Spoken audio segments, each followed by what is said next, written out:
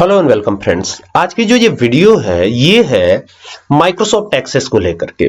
इससे पहले हमने आपको कंपोजिट की के बारे में बताया था। कंपोजिट की बहुत आसान सा डेफिनेशन है। डेफिनेशन ये है कि कंपोजिट की क्या होती है। तो कंपोजिट की एक ऐसी की होती है जिसमें दो या दो से अधिक फील्ड्स जो कि अपने आप में यूनिकली आइडेंटिफाई करेंगे। मतलब दोनों अकेले अगर रहे, इंडिविजुअल रहे, तो वो यूनिक नहीं हो सकते, लेकिन अगर वो दोनों मिलाकर के किसी वैल्यू को देखा जाए तो यूनिकली आइडेंटिफाई करने का कार्य करते हैं, उसे हम कंपोजिट की कहते हैं। लेकिन ये कंपोजिट की एसक्यूएल से कैसे बनाई जाए, मतलब एसक्यूएल क्वेरी लिख करके कैसे बनाई जाए, सवाल ये है।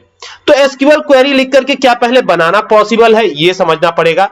तो चलिए चलते हैं माइक्रोसॉफ्ट एक्सेस के ऊपर। ये माइक्रोसॉफ्ट एक्सेस हमने ओपन कर लिया है। आप ओपन ऑफिस के अंदर भी सेम ऐसा ही काम कर सकते हैं। ये डेफिनेशन बिल्कुल ओपन ऑफिस पे भी करेक्ट है। एसक्यूएल अगर माई एसक्यूएल की बात करें तो वहां भी करेक्ट है, एसक्यूएल सर्वर पर भी करेक्ट है। मतलब हर डेटाबेस के लिए यही डेफिनेशन करेक्ट है अगर कंपोजिट की बात करें तो। ठीक है, तो कंपोजिट की जो है सिंगल कॉलम प्राइमरी की नहीं होती है। कंपोजिट की वन फील्ड केवल यूनिक नहीं होती है, two field marked unique separately ऐसा भी नहीं होता है इसमें। मतलब दो यूनिक जो फील्ड्स हैं जो कि आपको यूनिक दिखाई पड़ेंगे, वो दोनों मिला करके अगर यूनिक है तभी उसे यूनिक माना जाएगा। अब कैसे होगा ये आइए दिखाता हूं। सबसे पहले ब्लैंक डेटाबेस पे क्लिक करते हैं, क्योंकि हमें बनाना है एसक्यूएल क्वेरी। तो एसक्यूएल क्वेरी बनाने के लिए पहले ब्लैंक डेटाबेस पे क्लिक कर लीजिए, और क्लिक करने के साथ ही यहां पर डेटाबेस 6 आ रहा है। तो जो भी यहां पे डेटाबेस का नाम आप चेंज करना चाहें, ऑब्वियस सी बात है चेंज तो कर ही सकते हैं। तो आप चाहे तो चेंज कर लीजिए, मैं फिलहाल यही रहने देने वाला हूं, और यहां से क्रिएट पे क्लिक करेंगे।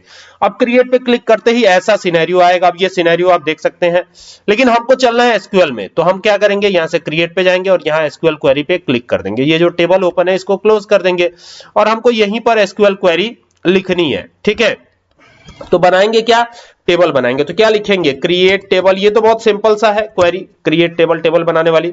और यहां पे लिखेंगे student marks, MARKS, student marks हो गया। ब्रैकेट ओपन करेंगे और एंटर कर देंगे। अब यहां पर ना स्टूडेंट की आईडी आएगी, तो ये हो गया स्टूडेंट आईडी, स्टूडेंट आईडी है ना। तो ये हो गया स्टूडेंट आईडी, और यहां पे स्टूडेंट की आईडी आएगी, और इसे हम इंटर डेटा टाइप रखेंगे और एंटर करके नीचे आते हैं। फिर यहां पे हम क्या करते हैं ना, एक और कर देते हैं। क्या करते हैं, सब्जेक्ट आईडी कर देते हैं, SUBJECT, या फिर हाँ चलिए सब्जेक्ट आईडी कर देते हैं। तो ये सब्जेक्ट आईडी कर देते हैं। तो ये एक स्टूडेंट आईडी हो गया, दूसरा सब्जेक्ट आईडी हो गया। सब्जेक्ट आईडी को हमने रख दिया varchar डेटा टाइप। कैर और varchar का डिफरेंस ऑब्वियस सी बात है आपको पता होगा।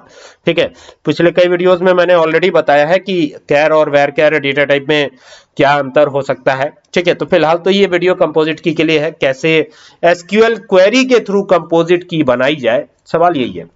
तो कंपोजिट की में एक प्राइमरी की होता ही होता है, ये तो आपको पता ही है ना। तो अभी क्या करेंगे, अभी यहां पर इसकी साइज मेंशन कर देते हैं 10।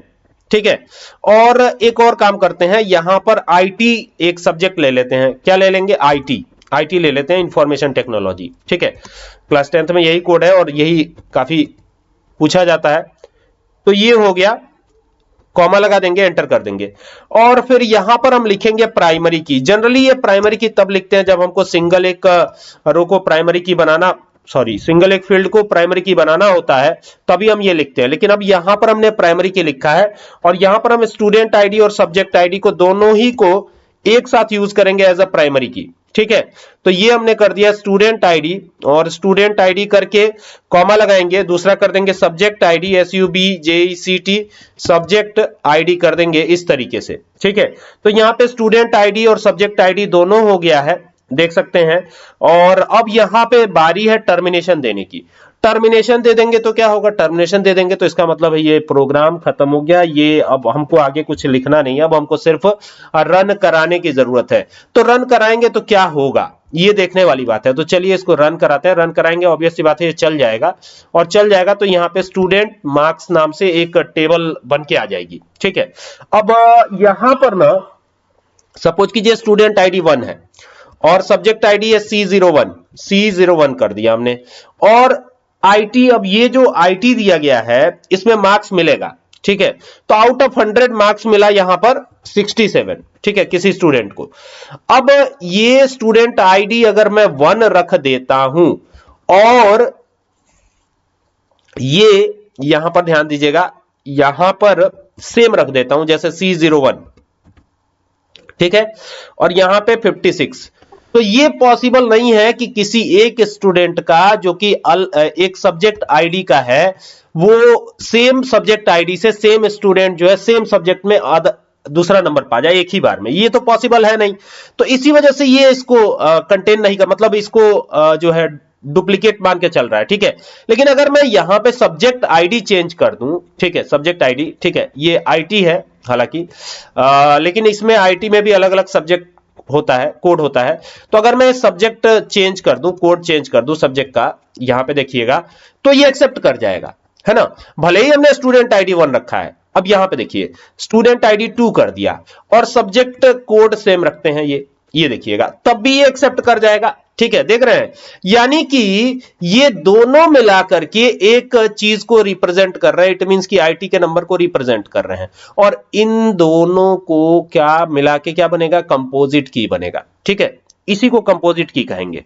आई होप कि आपको बात समझ में आई होगी कि कंपोजिट की किसे कहेंगे, है ना, कंपोजिट की इसी को कहेंगे, ठीक है। इन दोनों को मिलाकर के क्या बनेगी, कंपोजिट की बनेगी। इसमें और भी चीजें आप इंसर्ट कर सकते हो, जैसे मान लो कि यहां पे अगर हम बात करें इंग्लिश कर लेते हैं, इंग्लिश ENGLISH, इसको मैं मैनुअली एक्सेस फॉर्मेट में एंटर कर रहा हूं, एसक्यूएल क्वेरी के थ्रू नहीं एंटर कर रहा। अब इसे हमने कंपोजिट की एसक्यूएल क्वेरी के थ्रू बनाया है, ठीक है, ये ध्यान दीजिएगा। तो ये हो गया। अब यहां पे इंग्लिश का मार्क्स भी आप एंटर करें, ये देखिए ये इंग्लिश का मार्क्स हो गया, ठीक है, और ये 56 हो गया इसमें, और ये यहां पे देखिएगा ये इंग्लिश का मार्क्स है, ठीक है। तो ये इंग्लिश का मार्क्स है, देखिए C02 का जो सब्जेक्ट आईडी है, और यहां पे देखिए रोल नंबर 1 है, ये स्टूडेंट आईडी 1 है, देख सकते हैं ना। अब ये इंग्लिश जो है, इंग्लिश फर्स्ट हो सकता है, इंग्लिश सेकंड हो सकता है, ऐसे हो सकता है, ठीक है।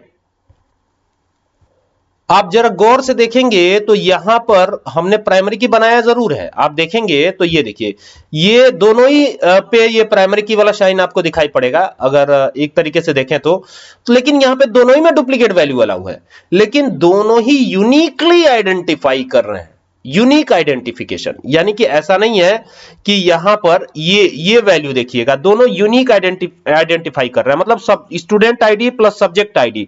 अब हर रिकॉर्ड को इन दोनों को मिलाकर के पहचाना जाएगा, ठीक है, जो भी रिकॉर्ड्स होंगे इन दोनों को मिलाकर के पहचाना जाएगा। आई बात समझ में? तो दोनों से इंडिकेट होगा, मतलब एक साथ आप दोनों चीजों को जो है देखेंगे तभी ये जो है यूनिक आइडेंटिफिकेशन होगा, बिना दोनों को लिए यूनिक आइडेंटिफिकेशन आप नहीं कर सकते। आई बात समझ में?